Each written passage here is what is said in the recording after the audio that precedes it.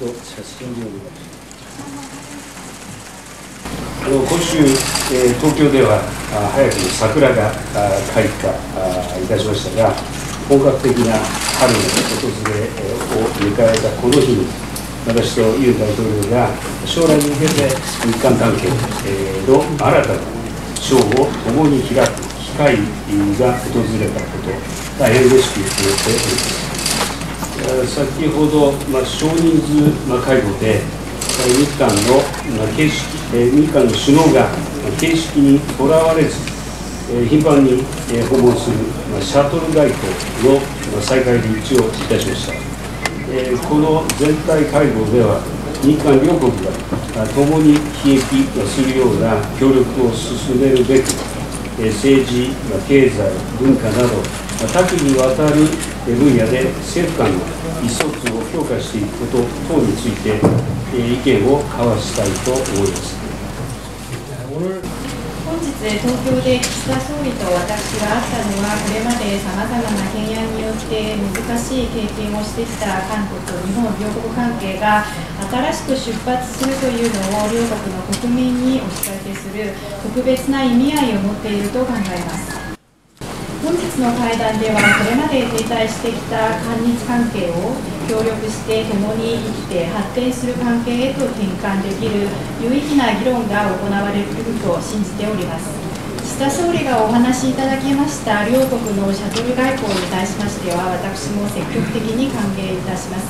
これからも岸田総理と緊密に意思疎通を図りながら、両国の新たな時代に向けて共に協力を行ってまいりたいと思います。二国間訪問としては、約12年ぶりに韓国の大統領を日本にお迎えいたしました。ユン大統領との首脳会談において、現下の戦略環境の中で、日韓関係の強化は急務であること、そして1965年の国交正常化以来の友好協力関係の基盤に基づき、日韓関係をさらに発展させていくことで一致をいたしました。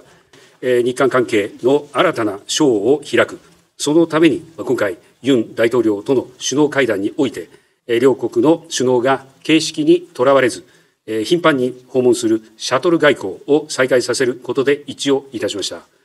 また、日韓関係については、多岐にわたる分野で政府間の意思疎通を活性化していくことで一致をいたしました。具体的には、まずは、これまで長い期間中断していた日韓安全保障対話、日韓時間戦略対話を早期に再開すること、そしてハイレベルの日韓中プロセスを早期に再起動する重要性について一致をいたしました。また、新たに日韓間で経済安全保障に関する協議を立ち上げることといたしました。さらに、輸出管理分野においても進展がありました。今後、各政策分野で担当省庁間の対話を幅広く推進していきます。また、民間の交流・協力は、二国間関係を下支えする屋台骨です。今般のユン大統領の訪日を契機として、両国の経済団体が未来志向の日韓協力・交流のための基金を創設すると表明したことを歓迎いたします。政府としても未来を担う若者の交流を引き続き支援していきます。今や両国の交流が戻り、それぞれの訪問外国人数において、日韓はお互いに最大数を占めています。今後、人的交流の活発化と関係改善の好循環がさらに加速化することを大いに期待をいたします。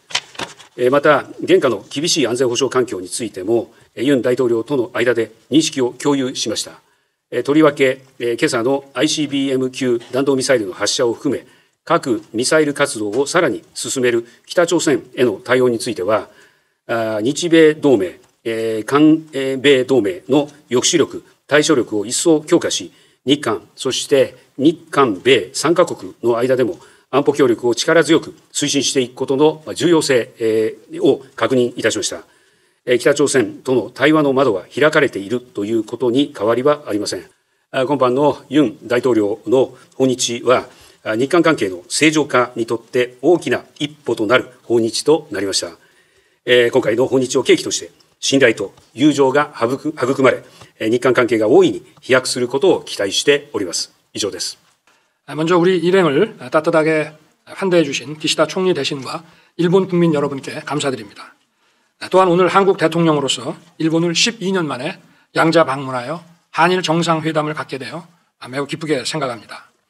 취임 당시의 한일 관계를 생각해 보면 오늘 기시다 총리와 함께 정상회담 결과를 설명드리는 의미가 각별하다고 하겠습니다.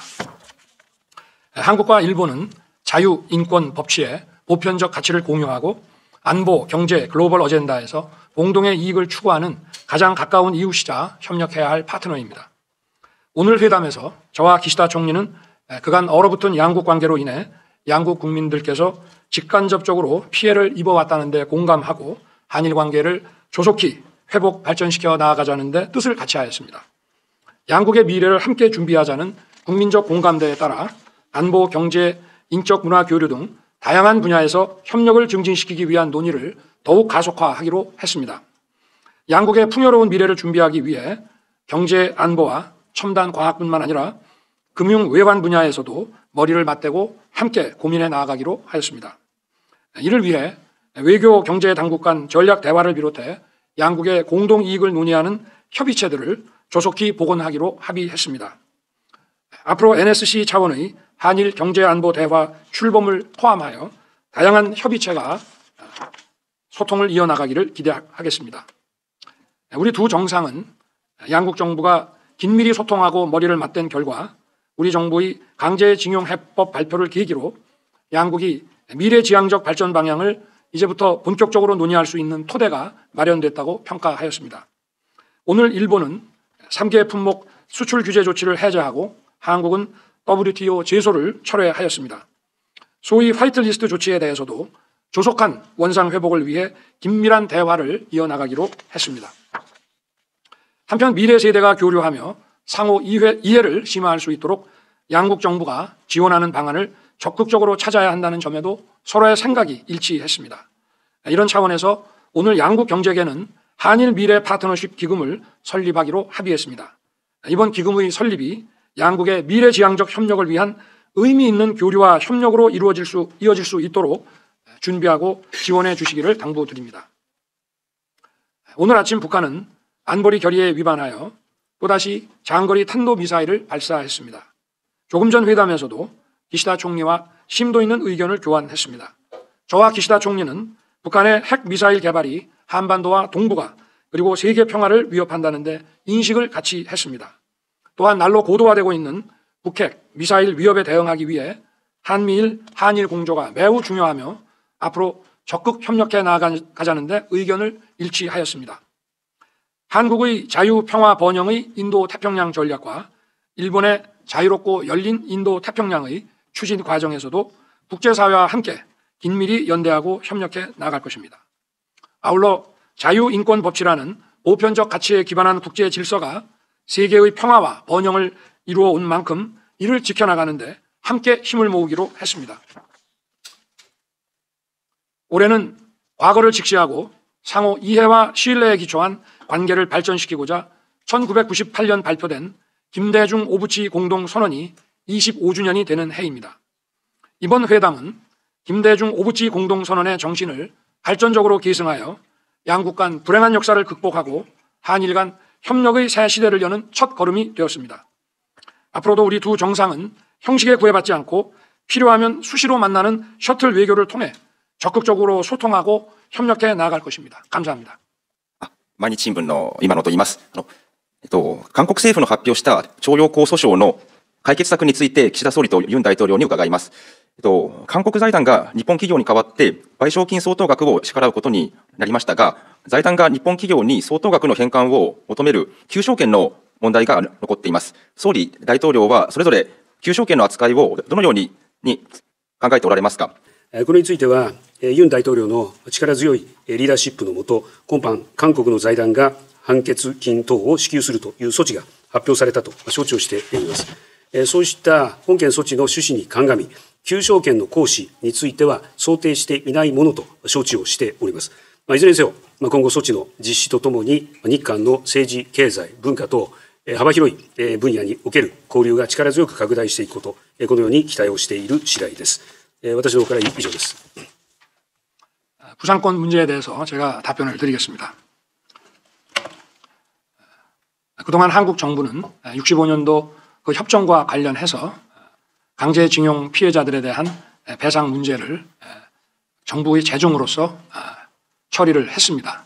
그러나 2018년에 그동안 정부의 입장과 또 정부의 65년 협정 해석과 다른 내용의 판결이 선고가 됐습니다. 우리 정부는 이것을 방치할 것이 아니라 그동안 한국 정부가 이 협정에 대해서 해석해온 일관된 어떤 그 태도와 이 판결을 조화롭게 해석을 해서 한일 관계를 정상화하고 발전시켜야 된다는 그러한 생각을 가지고 기금에 의한 3자 변제안을 판결 해법으로서 발표를 했습니다. 만약에 부산권이 행사된다고 한다면은 이것은 다시 모든 문제를 원위치로 돌려놓는 것이기 때문에 우리 정부는 그런 부산권 행사라는 것은 이 판결 해법을 발표한 것과 관련해서 그 취지와 관련해서 상정하고 있지 않습니다. 부족하면 제가 더 답변을 해드릴 수 있는데 질문을 더 해주시면 좋겠습니다. 네. 헤럴드 경제 소속 박상현 기자입니다. 오늘 이렇게 두 정상께 질문을 드리게 돼 뜻깊게 생각합니다. 한국 취재기자단의 의견을 취합해 두 분께 질문을 드립니다. 먼저 윤석열 대통령께 질문을 드립니다. 평소 대통령께서는 국익을 많이 강조해 오셨습니다. 최근에 이렇게 여론의 반발을 무릅쓰고 결단을 내리신 것도, 오늘 이렇게 정상회담을 하신 것도 모두 국익과 부합한 판단이라고 알고 있습니다. 그렇다면 이번 회담 결과로 우리가 얻을 수 있는 국익은 무엇이고 그 국익이 국민들을 만족시킬 만한 수준이라고 보시는지 말씀 여쭙습니다. 기시다 총리께도 한 말씀 여쭙습니다. 한국의 노력에 비해 일본 측의 호응 조치가 부족하다는 한국 내 여론이 많습니다. 이를 호전시키기 위해 총리께서 직접 하시거나 혹은 윤석열 대통령께 제안하고 싶으신 게 있는지 답변을 부탁드리고 싶습니다. 감사합니다. 먼저 제가 답변을 드리겠습니다. 우리 한국의 국익은 일본의 국익과 제로섬 관계가 아닙니다. 저는 윈윈할 수 있는 국익이라고 생각합니다. 그리고 이번 해법 발표로 인해서 양국 관계가 정상화되고 발전한다면은 먼저 양국의 이 안보 위기 문제가 거기에 대응을 하는데 많은 도움이 될 것이고, 그런 차원에서 저도 조금 전 정상회담에서 우리 지소미아 완전 정상화를 선언했습니다. 그래서 북핵 미사일의 발사와 항적에 대한 정보를 양국이 공유하고 대응할 수 있도록 해야 된다고 생각합니다.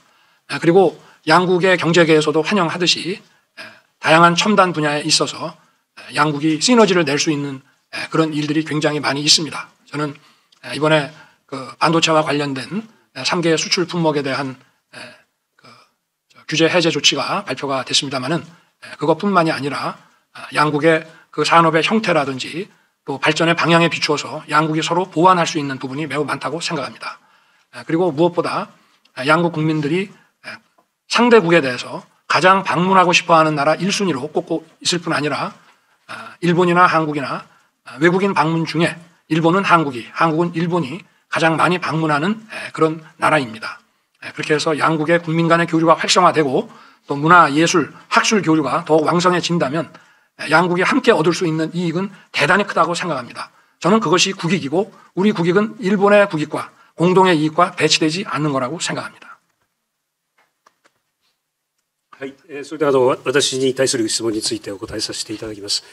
まず日本政府としては3月6日に発表されたその韓国政府による措置を2018年の大法院判決により非常に厳しい状況にあった日韓関係を健全な関係に戻すためのものとして評価をしています。